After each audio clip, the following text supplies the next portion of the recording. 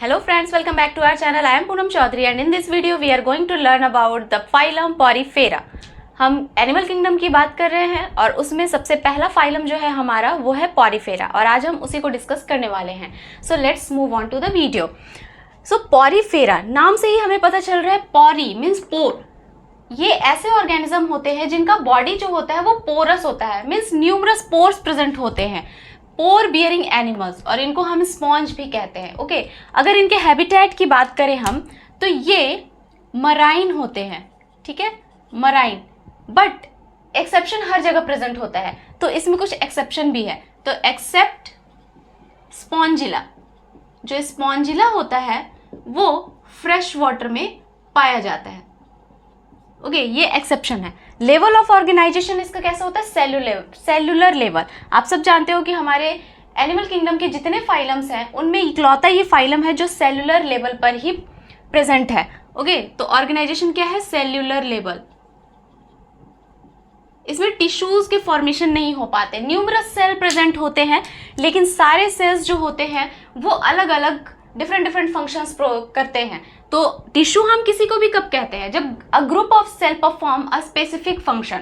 अगर एक group of cell है और वो सारे मिलकर एक स्पेसिफिक फंक्शन को परफॉर्म कर रहे हैं तो हम उसे टिश्यू कहते हैं. बट इसमें क्या है, इसमें बहुत सारे सेल्स होते हैं लेकिन वो एक ग्रुप बनाकर एक स्पेसिफिक फंक्शन नहीं करते, वो डिफरेंट टाइप के फंक्शंस करते हैं, इसलिए वो सेल के सेलुलर लेवल पर ही रह गए हैं ये. उसके बाद ये कैसे होते हैं? एसिमेट्रिकल मीन्स इनका बॉडी जो होता है वो एसिमेट्रिकल होता है, वो कुछ इस तरह से होते हैं. ओके अब इनको आप किसी भी प्लेन से डिवाइड करो ये इक्वल हाफ्स में डिवाइड नहीं होंगे, तो इसीलिए ये क्या है? एसिमेट्रिकल. एसिलोमेट भी हैं, इनके बॉडी में कोई कैविटी प्रेजेंट नहीं होता. ऑब्वियसली ये सेलुलर लेवल पर है तो यहाँ सिलोमेट और सिलोम की बात तो करना ही नहीं है, लेकिन फिर भी ये एसिलोमेट होते हैं. यूनिक फीचर इनमें क्या होता है? इनका यूनिक फीचर है water canal system. Okay water canal system ये इनका एक यूनिक फीचर है जिस सिस्टम के थ्रू ये न्यूट्रिशन, डाइजेशन, एक्सक्रीशन ये सब कुछ करते हैं. तो कुछ इस तरह का इनका डायग्राम होता है. और ये देखिए आप, ये जो आउटर वाला लेयर है इसको हम डिटेल में देख रहे हैं, बाकी इनका बॉडी तो अलग अलग तरह के होते हैं. तो ये जो आउटर वाला लेयर है, इस आउटर वाले लेयर को हम कहते हैं पिनेकोडर्म. ओके इसे हम कहते हैं pinacoderm. Derm means outer layer, skin. Okay तो ये आउटर लेयर होता है. उसके बाद वहीं पर इसके अंदर भी एक लेयर है, डबल लेयर है ना ये, तो इनर वाले लेयर को हम बोलते हैं कोआनोडर्म. इसे हम कहते हैं कोआनोडर्म. ये क्या है? इनर लेयर है. ओके यहाँ पर आप एक ओपनिंग देख रहे हैं. ओके बॉडी कैसा है इसका? ब्लाइंड सेक ही है क्योंकि इसमें एक ही ओपनिंग प्रेजेंट होते हैं और बाकी पूरे बॉडी में डिफरेंट पोर्स प्रेजेंट होते हैं. तो ये जो ओपनिंग है इसे हम कहते हैं ऑस्क्यूलम और ये एक्सिलेंट है. एक्सिलेंट मीन्स यहाँ से वेस्ट प्रोडक्ट का को थ्रो आउट करते हैं, ये एग्जिट होता है यहाँ से. ओके उसके बाद ये जो आपको पोर्स दिख रहे हैं डिफरेंट, ये जो पूरे बॉडी में ये छोटे से पोर्स प्रेजेंट है इन्हें हम कहते हैं ऑस्टिया. Okay ostia. और ये क्या होते हैं? इनहेलेंट होते हैं. यहाँ से वाटर एंटर करता है, वाटर एंटर्स, और वाटर एंटर करता है और वाटर के साथ क्या एंटर करते हैं? न्यूट्रिएंट एंटर करते हैं. जो भी न्यूट्रिएंट होता है इसके बॉडी के अंदर ये वाटर के थ्रू ही एंटर हो जाता है. और इस पोर के थ्रू एक्सक्रीशन का प्रोसेस और रेस्पिरेशन का प्रोसेस भी होता है. ओके ये जो आपको रेड कलर के ये जो छोटे से सेल्स दिख रहे हैं ये सेल हैं आपके कोआनोसाइट्स. ओके इसे हम कहते हैं कोआनोसाइट्स और ये कोआनोसाइट्स डाइजेशन में हेल्प करते हैं. ओके ये कोआनोसाइट किस में हेल्प करते हैं? डाइजेशन में. यहाँ से वाटर एंटर करता है और उस वाटर के थ्रू न्यूट्रिएंट्स भी एंटर कर जाता है और फिर न्यूट्रिएंट क्या होते हैं? इस सेल के अंदर चले जाते हैं और इस सेल के अंदर ही डाइजेशन का प्रोसेस होता है. ये जो बीच का जगह है, इस बीच की जगह को हम क्या कहते हैं? स्पॉन्जोसील. स्पॉन्जोसील. ओके स्पॉन्जोसील कहते हैं ये पूरे जगह को. और मूवमेंट ऑफ वाटर कैसा होता है इसमें? अब वाटर जो मूव करेगा वो कैसे करेगा? तो मूवमेंट ऑफ वाटर होता है सबसे पहले तो ऑस्टिया से वाटर मूव करेगा. तो सबसे पहले हो गया आपका ऑस्टिया. ऑस्टिया के बाद कहाँ पहुंचेगा ये? ऑस्टिया से जब ट्रेवल करके आएगा तो वो स्पॉन्जोसील में पहुंचेगा। स्पॉन्जोसील के बाद वो कहाँ पहुंचेगा? वो ऑस्कुलम से बाहर चला जाएगा, देन ऑस्क्यूलम। ओके, तो ये है उसका वाटर का मूवमेंट का वे। डाइजेशन कैसा होता है? डाइजेशन इसमें होता है इंट्रासेल्युलर। ओके, तो इसमें डाइजेशन है आपका इंट्रासेल्युलर।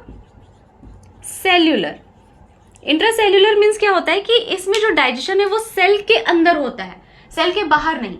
ओके, ये जो हर एक सेल आपको दिख रहा है ना, कुआनोसाइट्स, ये हर एक सेल के अंदर डाइजेशन का प्रोसेस होता है। यहाँ से वाटर गया अंदर, अब इस वाटर के साथ न्यूट्रिएंट गया है। अब न्यूट्रिएंट क्या होंगे? इन कुआनोसाइट के अंदर चले जाएंगे और कुआनोसाइट के अंदर उस न्यूट्रिएंट का डाइजेशन होगा और डाइजेशन के बाद जो भी वेस्ट प्रोडक्ट बचेगा वो वेस्ट प्रोडक्ट को फिर से इस स्पॉन्जोसील में भेज दिया जाएगा और इसमें वाटर प्रेजेंट है और वो वेस्ट प्रोडक्ट जो है वो उस वाटर के थ्रू इस ऑस्कुलम से फिर बाहर थ्रो आउट कर दिया जाएगा। तो डाइजेशन क्या है? इंट्रासेलुलर। रेस्पिरेशन एंड एक्सक्रीशन का जो प्रोसेस होता है इसमें वो सिंपल डिफ्यूजन से हो जाता है, सिंपल डिफ्यूजन।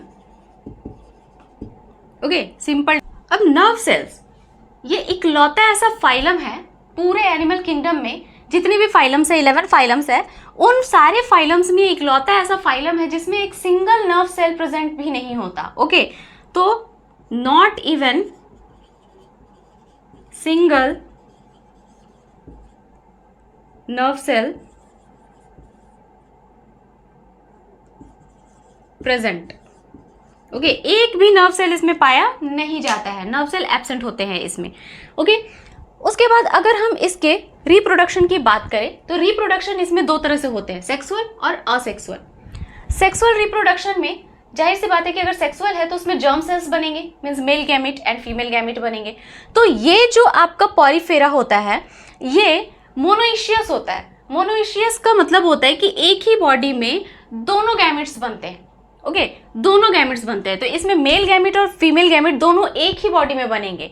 तो जर्म सेल्स जो होते हैं वो डिराइव्ड कहाँ से होते हैं? इनमें एक तरह का टोटीपोटेंट सेल पाया जाता है। ओके, टोटीपोटेंट सेल का मतलब होता है कि ऐसे सेल जो दूसरे अदर टाइप के सेल्स में ट्रांसफॉर्म हो सकते हैं। तो आप यहाँ पर देखिए, ये जो सेल्स दिख रहा है ना, इसे हम कहते हैं आर्कियोसाइट्स। ओके, इसे हम कहते हैं आर्कियोसाइट्स।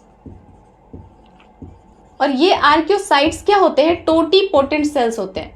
टोटीपोटेंट सेल्स क्या होते हैं? ऐसे सेल्स जो अदर डिफरेंट टाइप के सेल्स में ट्रांसफॉर्म हो सकते हैं। ये सेल बॉडी के, इसके बॉडी में जितने भी तरह के सेल्स हैं, मीन्स इसमें अगर क्वानोसाइट है या फिर ये पिनेकोडर्म है, जो भी है, जिस भी तरह के सेल्स हैं, ये आर्कियोसाइट्स वो उस सेल में ट्रांसफॉर्म हो सकते हैं, इसीलिए हम उसे कहते हैं टोटीपोटेंट सेल।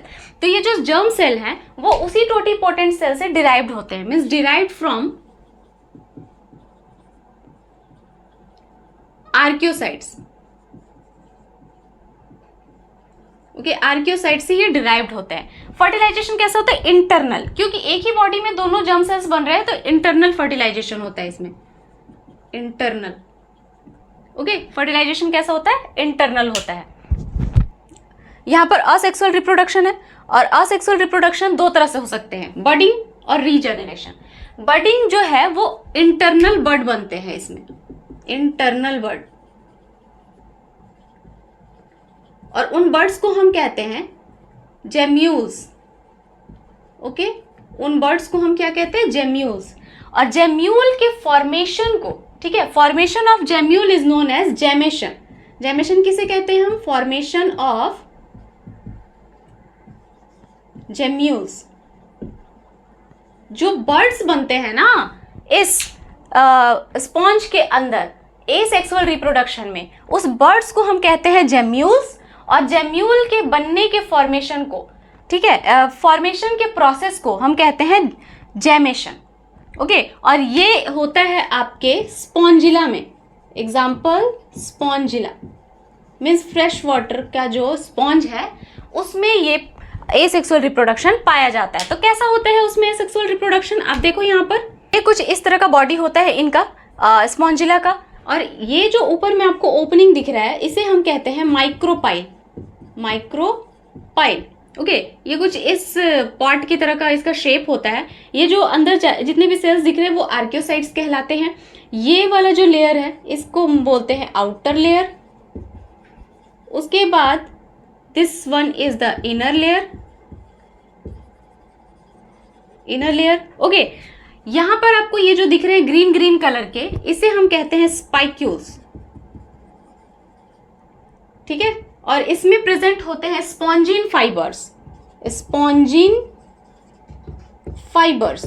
और ये क्या करते हैं, ये स्केलेटन बनाते हैं इसका, इस स्पॉन्ज का स्केलेटन बनाते हैं। ओके इनका काम है स्केलेटन बनाना। तो इसके अंदर ही बर्ड्स बनते हैं। ये आर्कियोसाइट्स जो है ये इंटरनल बर्ड्स का फॉर्मेशन करते हैं और वो बर्ड्स फिर असेक्सुअली डिवाइड होते हैं और फिर अदर न्यू स्पॉन्ज बनाते हैं। तो इस तरह का इनका रिप्रोडक्शन होता है। अब पॉरीफेरा में जो डेवलपमेंट होता है वो इनडायरेक्ट होता है। मीन्स इनडायरेक्ट का मतलब इसमें लार्वल स्टेजेस प्रेजेंट होते हैं। तो लार्वा इसमें दो तरह के प्रेजेंट होते हैं। एक होता है आपका एम्फीब्लास्ट्यूला, एम्फीब्लास्ट्यूला जो कि हॉलो होता है, ठीक है, वो लार्वा हॉलो होता है। दूसरा होता है आपका पैरेनकाइम्यूला, पैरेनकाइम्यूला जो कि सॉलिड होता है। ओके तो ये दो तरह के आपके लार्वा पाए जाते हैं। डेवलपमेंट इनडायरेक्ट होता है। उसके बाद इसमें जो एग्जाम्पल हो गए आपके इस स्पॉन्जेस के, वो हो गए आपके सबसे पहले स्पॉन्जिला जो कि फ्रेश वाटर में पाया जाता है, फ्रेश वाटर स्पॉन्ज। दूसरा हो गया आपका साइकन, यू स्पॉन्जिया। ओके तो ये सारे आपके हो गए एग्जाम्पल ऑफ स्पॉन्जेस। उसके बाद इसमें जो water vascular system, water canal system होता है वो भी 3 टाइप के होते हैं। वाटर कैनाल सिस्टम, ठीक है, वो भी 3 टाइप के हैं। एक हो गया आपका एस्कॉन टाइप, ठीक है, एस्कॉन टाइप। दूसरा जो होता है वो साइकॉन टाइप और तीसरा जो होता है वो ल्यूकॉन टाइप। तो ये 3 टाइप के आपके वाटर कैनाल सिस्टम पाए जाते हैं इसमें। So I hope this video found helpful to you. If you like the video then hit the like button and do subscribe my channel. मिलते हैं नेक्स्ट वीडियो में, तब तक के लिए bye bye and take care.